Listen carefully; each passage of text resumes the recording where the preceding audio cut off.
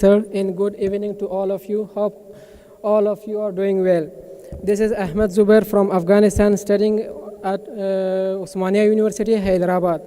And thank you for giving me this opportunity to ask a question. Sir, respected sir, my question is about what are the greatest life. Okay. Okay. Oh. What are the greatest life lessons taught by meditation? Lesson?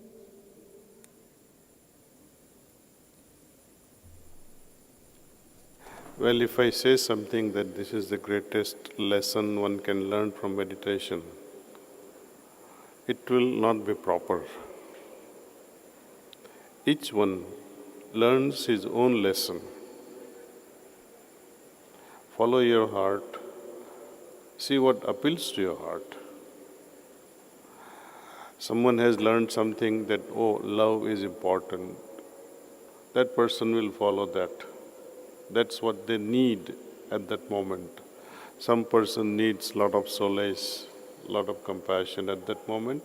So in meditation, through transmission, we provide that. For example, suppose I give a physiological example. With this transmission that we use in meditation, it is very unique. With Sankalpa, let us see if a person has high blood pressure. Through prayer and through transmission, we are able to bring it down. But suppose a person has very low blood pressure. It is the same transmission, but your sankalpa will be, your thought would be, please make it normal, to raise it. So, what is needed at a moment is given. If certain state of mind is required to pass through, that is provided. If a lazy person is there, it is good to put a fire under his bottom so that he would act. Right? If you give such a lazy person a dose of transmission and make him more peaceful, that will not do. We have to make him very stressful so that he would get up and perform his responsibilities better. So, meditation, it's a fine tuner. It tunes you for the moment to do the rightful thing. Okay. Thank you. A nice question.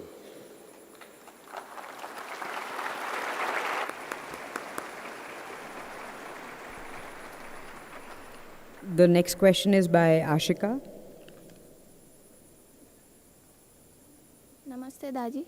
So the question is, at every step in our lives, we all have to make various choices, and at times other people decide for us.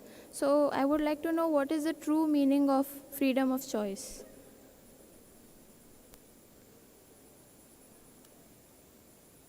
Meaning of freedom, and should other persons be involved in making choices for us.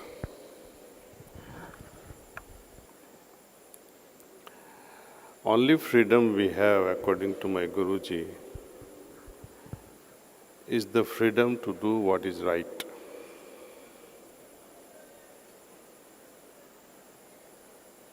That's the only freedom we have. Even God cannot give you the freedom to do wrong things, though He is God. And God cannot prevent you from doing what is right. All these questions come to our mind because of the conflict we have, differences of opinions we have with the people whom we are consulting for making the decision. If you are asking a question or you're consulting someone in a bus or a train, their opinion may not matter much. But when you ask your mother, when you ask your father, then their opinions matter a lot, because then you want to make them happy as well. You love someone, for example, and father or mother finds out that he belongs or she belongs to a different caste, or that person doesn't have the same social status as yours. Many problems can arise. But for you, you love that person. In your heart of hearts, you have decided to marry this person. Now, these are the difficult situations. Whom to make happy? Some families go to the extent of, beta, if you do this, please do not return home. Consider us, your parents, as dead. They blackmail you like that as well. So many questions, I don't think one can answer with yes or no. We have to weigh each situation and see under what situation. But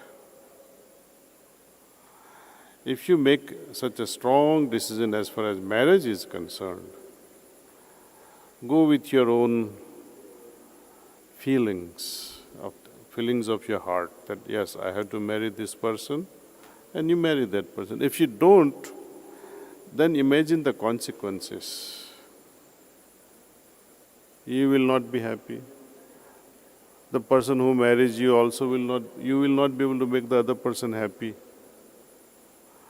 Person who did not marry you, could not marry you, also is unhappy. And whosoever that person marries is also unhappy. So there is a huge chain reaction of unhappiness.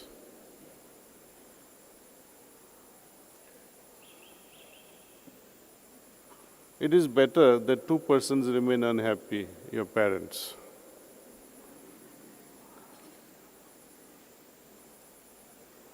They have decided already that whatsoever you choose will be wrong. But they may be right also. We don't know, as I was saying. Each situation is different. They understand your idiosyncrasies so well. They have changed your diapers, they have changed you from the moment you were born, every single day. They know your laughter, they know your smiles. They know everything that you need. So, listen to them also, very carefully, and then make a decision. Thank you. Last question, please. Pranam Daji. My name is Mohit and I am from the Jaipur Center. My question is on the behalf of all of us present here, that a lot of times we know the fact that our parents love us so much, and because of that love, that care, there is a sense of control that we feel over us, which is not letting us take our independent decisions. Because of such clashes, there is sort of a friction between the relationship of a parent and a kid. So how do you think we as kids should handle that situation, and at the same time, what would you suggest the parents to do in such situations?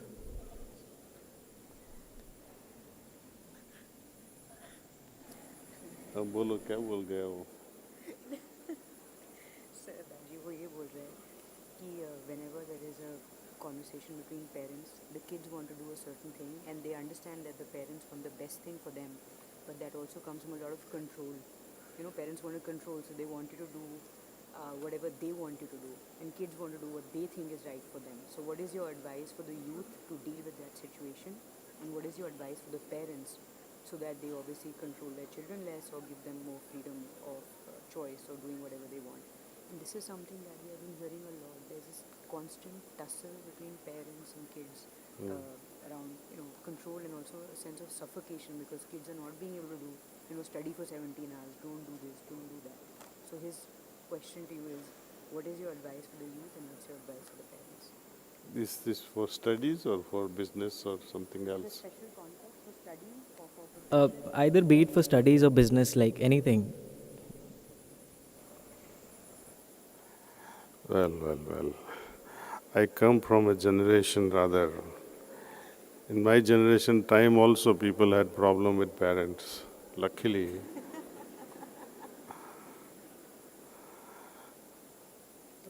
I did not have any problem. I still do adore my parents.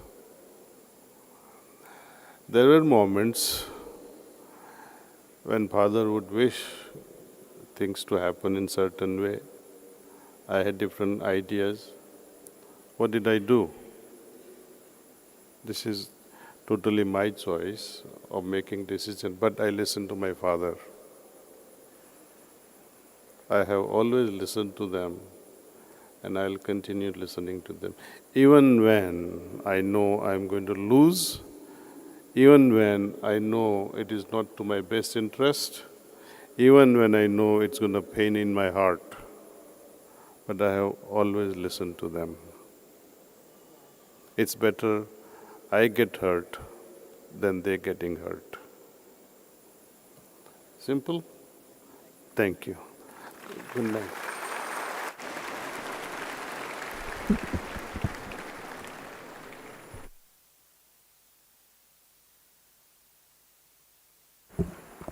So tomorrow we have one more second day session. It will be exciting as we move forward. And the great Ricky Cage is also here for tomorrow evening's entertainment. And I'm anxiously waiting for it. Many of you, I would personally request, maintain silence in your heart, even while you are talking. You can talk, but retain the calmness and poised state of your heart. Don't be in any rush. Don't try to prove anything. You are here for a special purpose. Take this opportunity so that life can move forward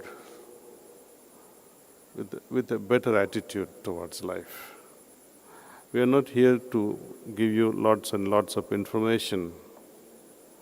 I would like you to go back as a wiser individual, more sane, more capable of making day-to-day decisions, and lead a very purposeful and happier life. Spread peace, spread compassion, spread kindness. Kindness is also, while considering how your very presence in a room can affect the environment. You know, there are some individuals who barge in the room, bang, and door opens up, and it's like the storm has come in your room. In order to understand kindness and compassion better, try to understand what is unkind. Think of that moment when somebody else was unkind to you. Would you be unkind to others? People blame today's youth. No, but I find today's youth is far more excellent than my times. Whenever I talked about meditation in my times, in 1976, people used to laugh. It's a dream thing to see so many of you who are here to try at least and meditate. It was very difficult times. So, please take advantage of this moment, sit quietly, reflect within, interiorize. Interiorize means to go deep within yourself, as deep as possible. You can harvest the pearls, the diamonds, by going very deep in your consciousness. Heartfulness practice is all about how to reach the deepest level of consciousness in a very natural way. Many rishis, many sages, they did tapasya for years and months together, but they could not attain such states of samadhis which we are experiencing today, even on the first trial. Consider yourself.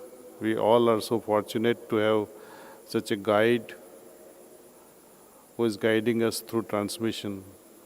And each time you have a question, put that question just before you go to sleep and see how it gets answered by the time you wake up in the morning. Thank you. Thank you all.